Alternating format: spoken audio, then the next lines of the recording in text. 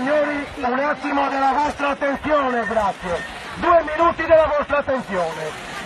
È dal 1° giugno che faccio sto discorso, lo ripeterò fino all'8 di dicembre, fino a quando monterò un albero di Natale in carretta.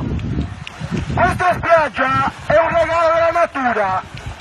Questa spiaggia ogni giorno ci accoglie a braccia aperte, ma è una spiaggia che merita rispetto. E come sempre mi rivolgo ai fumatori e alle fumatrici che abbandonano i mozziconi in spiaggia. Non sta bene, signori e signore, non sta bene, perché a casa vostra, nelle vostre 4 mura, non fate così.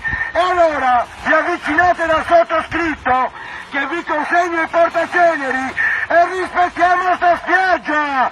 Buona giornata a tutti e vi ricordo che siamo in Sardegna!